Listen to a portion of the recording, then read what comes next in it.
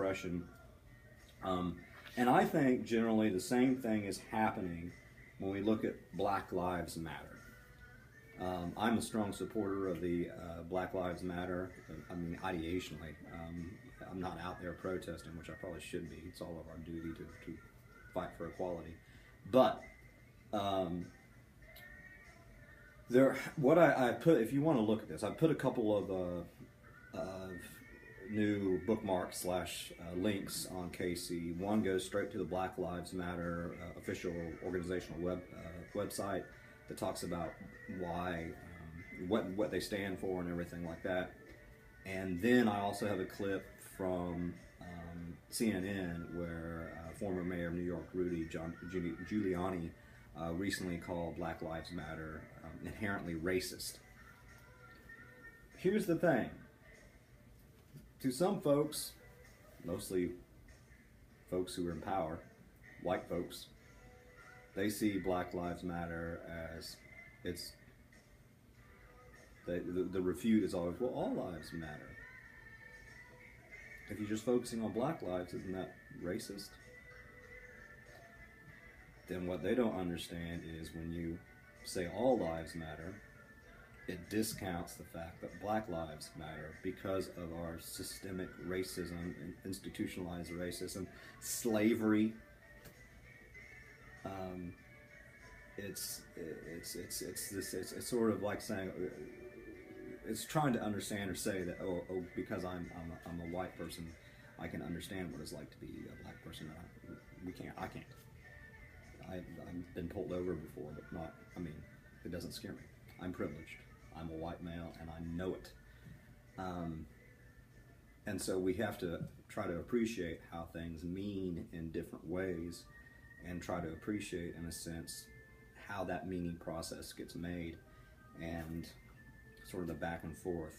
We have to appreciate that this can mean this to this person, this can mean this thing to this other person, but at the same time, we always want to be very, very critical of phrases, words, whatever, that continues to oppress people.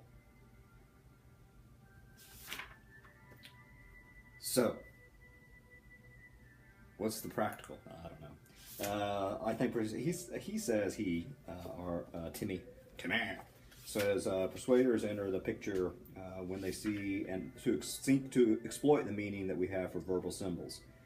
Persuaders take advantage of the ambiguity in our language, and yeah, Kenneth Burke did talk about strategic ambiguity, and he refers to, that is our author Timmy, refers to William Lutz's work on doublespeak, language that pretends to communicate but really doesn't. It's a language that makes the bad seem good, the negative appear positive, and the unpleasant appear attractive or at least tolerable. Revenue enhancement, restructuring, downsizing. Yeah, in the past the words lean and light suggest a variety. So, and then they talk about how affirmative action, political correctness, that means different things to different people. But I mean, the idea here is, and I think what's more important here than, yeah, people do that, and we should be very, very, I mean, advertisers do stuff like that. By the way, this is how this sort of works. I remember when I was in the process of, as part of consumer culture as well, trying to figure out how to buy a diamond ring for my wife, you know, to propose and everything like that, because that's what you do, right? I was just out of graduate school. I had a job, but I'm sure as hell wasn't making very much. I still don't make very much. I make more than a lot of people, but I don't make as much as a lot of people. So of course I had to, you know, put it on my credit card or something like that, and then pay off the interest and blah blah blah blah blah. Do you know the whole idea of diamonds and getting a diamond for your fiance or loved ones as a symbol of love didn't start until the late 1930s, in part from, what was it, South African diamond company who worked with a marketing company in New York to make it all seem like this is what you need to do. If you want to show your love, get a diamond. And then through popular cultural products, diamonds are a woman's best friend, all these things. There were movies that came out. It popularized all that type of stuff. So nowadays, we associate diamonds, stuff like that, with love. And have this sense of feeling that, we have to give our loved ones diamonds and jewelry. The bigger the rock, the solid as a rock. That's how our love is. Something like that. The bigger the rock, the bigger the love. It's also a status thing, right? But that was all arbitrary. There's no... Same with Valentine's Day and all that type of stuff. So, if there's any guys out there, I know there's at least a few of you not married, I don't know. Screw the diamonds. Get like a little plastic, like spider ring or something. That'd be cool. But how things come to mean, it's arbitrary. It's through discourse and marketing and all this type of stuff, and then it just becomes what we think is natural. This is just the way we do it. But it ain't. It ain't natural.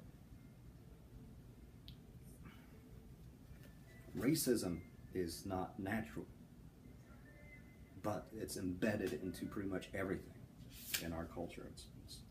But in any case, so another thing that I wanted to say, and this is not doublespeak, but heteroglossia, I think does matter. Doublespeak to me matters in a sense, but not as much as this idea of heteroglossia. That's not in your book, but this larger idea that it's from Bakhtin.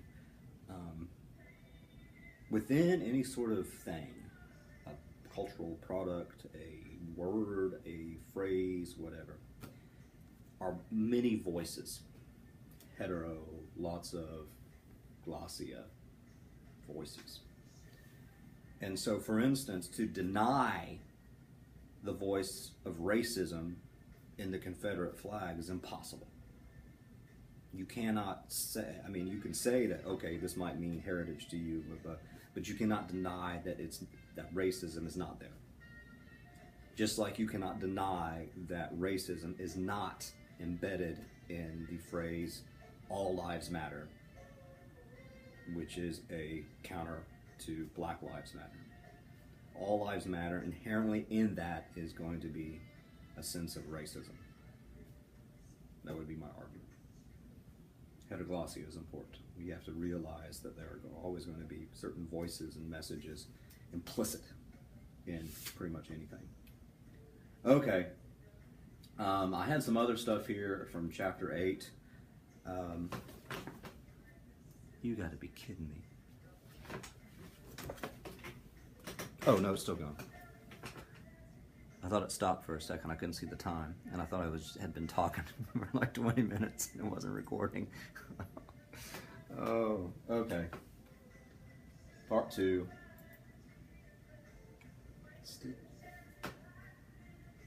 Got some George Michael playing in the background. I miss the 80s.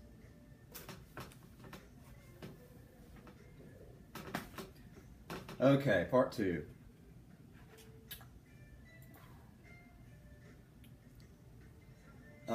Buzz Aldrin. I'll let you take a look at that. There's stuff about trends and buzz and cultural scanning. And we see trends on Facebook now, blah, blah, blah. But the idea is they are short-lived preferences, not enduring ways of beliefs, feeling, acting, but nonetheless people actually use them. We follow trends because we have a small amount of information with which to make choices. Faced with uncertainty, because of our lack of information, we follow what others do. Persuaders seek to show us the way. What is trending right now? I bet you it's France. Yes, you can go there. Trending now. Allegiant Air, Bugatti, somebody, Apple iPhones, Hope Hicks, Mobile home? I don't know. Pence. Trump picks Pence. Let's see something here. Let's see. And I know with the with Facebook, something that sort of depends on who your friends are. Let's see what's trending on Facebook right now. Ooh, birthdays. Sherlock. BBC releases first image for upcoming fourth season. Ooh, Guardians of the Galaxy Volume 2. University of North Texas. The mug. Have you seen that? That's crazy. Okay. But in any case, ooh, we got 13 things I haven't done. Oftentimes people want to know the buzz. Buzz is in fact is the fact that people are talking about some person, product, or idea. The phenomenon becomes an important part of our culture, blah, blah, blah. People start talking about this. Things become viral. Quite often this popularity is due to some news item. You can go to Yahoo or Twitter, as I just did, and sort of see what the current buzz is. I like these questions. These are some things to think about. What do you think this why do you think this topic is currently trending? What events led to popularity? Do you think the person or organization behind the topic strategically planned it? Because people oftentimes strategically plan buzz things, right? And that's why, then people will buy certain products or vote for somebody, blah, blah, blah. Or how long do you think the topic will remain popular? Because obviously you're trying to sell stuff. You want to be as popular as long as you can. One of the reasons why perhaps Puppy Monkey Baby, Hardee's with the sexuality of burgers, burger sexuality, people start talking about it, starts trending, and then people say, oh, well, Hardee's. It brings attention to things. So we got buzz, we got cultural scanning. Persuaders regularly engage in cultural scanning, or the surveying of culture to understand current trends, beliefs, values, and practices, so in a sense they can tailor their message. Faith popcorn, brain reserve. Take a look at that. This is pretty interesting stuff, actually. I got that link there, too. Come on, you can do it. Or not. It worked the other day. Oh, there we go. The 17 trends right now. Future tense. What the heck is that? Consumers, anxiety ridden by simultaneously social, economic, political, and ethical chaos, find themselves beyond the ability to cope with today or imagine tomorrow. Okay, so how does that help you to be persuader? Pleasure revenge. Consumers are having a secret bacchanalia. They're mad as hell and want to cut loose again. Woohoo! Twinkies. Small indulgences. Stressed out consumers want to indulge in affordable luxuries and seek ways to reward themselves. Yeah. Save our society. Now you can sort of take a look at this. Icon toppling. But 17 trends. Oh, okay, that came up a lot. So people actually use this and use these trends to try to craft messages, to try to create perhaps products. I don't know. But some pretty interesting stuff there. Okay. So scanning. Take a look at the scanning stuff. Cocooning. The method of culture scanning allows the firm to isolate such trends as cocooning and small indulgences. That cocooning is the need to protect oneself from the harsh, unpredictable realities of the outside world. It is manifest in the popularity of Martha Stewart, gated communities, and home offices. I scared. Okay. Cultural beliefs. This stuff is really important as well. I'll let you read the stuff, but about primary, immigrant, frontier, and there's so much stuff in here. Here is the important stuff I think that you ought to know. Page 223. Persuaders appeal to these values in their messages, to the cultural values. So in their message, so they will see their product or idea as a means of achieving important cultural values. So if ever you are trying to persuade somebody anything, whether to go to a particular site, an attraction, or to buy a product or whatever, you and your product and your place, whatever, is all about achievement, success, efficiency and practicality, progress, freedom and equality, individualism, effort and optimism. By the way, optimism is also bad. Did you know that?